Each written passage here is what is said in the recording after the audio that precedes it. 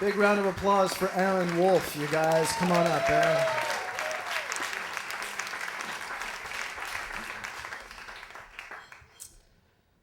In retrospect, I may not have been emotionally equipped to attend the Hampshire College Halloween party, but I did anyway.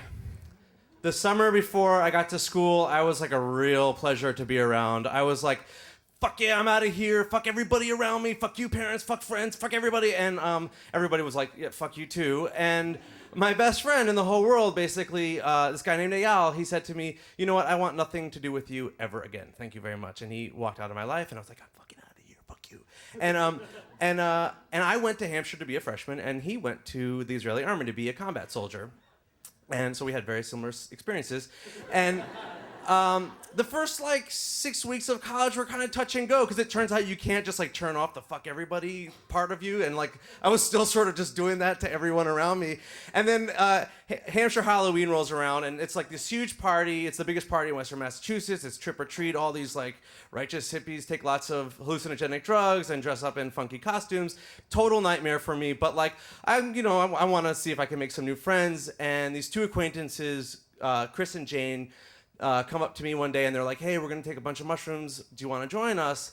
And I think, well, I have crippling social anxiety. I hate talking to strangers. I'm terrified of people in costumes. Sounds great. And so we eat a bunch of mushrooms, and we go down to the parade. And at first, it's like, it's cool. There's fireworks, and there's people dressed as dragons.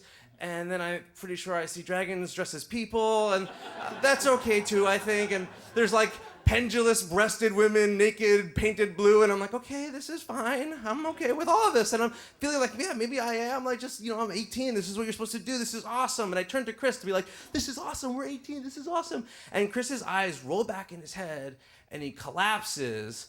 And now, I'm on mushrooms, so I'm sort of like, you could like suggest anything to me, and I'm like right there with you. And Jane could have said, he's the Greek alphabet. And I would have been like, oh my God, he's Omicron. But like, instead, she's like, he's dead.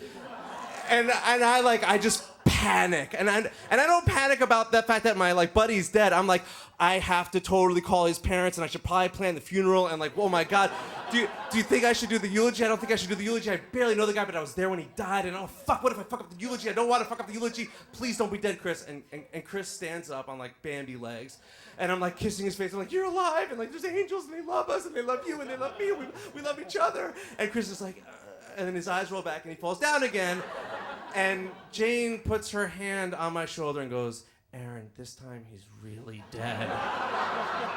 And I had like no idea how further past like abject terror I could go, but it's really, really far. It's like way far. And I'm like moaning and screaming, he's dead, he's dead, he's dead. And like this group of LARPers like in the corner, they're gonna come over and help, but they're like in full dress armor, so they sort of circle us, unsheath their swords, take a knee, and they sort of like just mourn the passing of the prince, which is not helping my emotional state at all. And finally, Chris kind of gets back up, and he's totally shaky, and he's like, I should probably take a nap. And he and Jane leave me alone in the middle of Hampshire College Halloween party. And I think two thoughts in like rapid succession. The first thought I think is totally uncool. That's like a hippie foul, dude. You do not leave your buddy when you're tripping. That's one. And the next thing I thought is, oh shit, if Chris could die because of my brain, then Eyal could die because of bullets. And if Hampshire Halloween is this scary, like, fuck, what is Gaza like?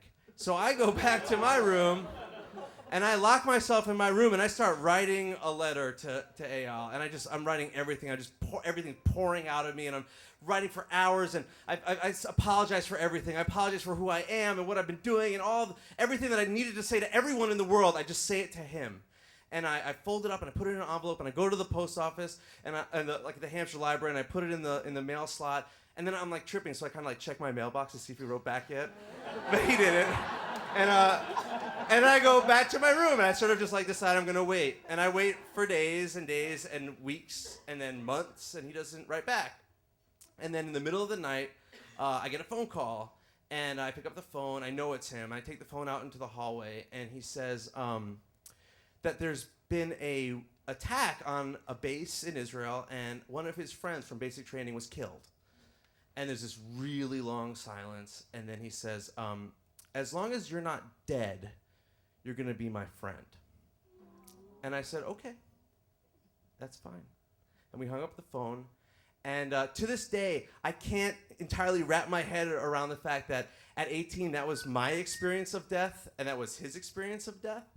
But every once in a while, I walk the 5 blocks to his apartment, and I knock on the door, and we just sort of hang out, and I say a little prayer of thanks that I'm not 18 anymore. Thanks.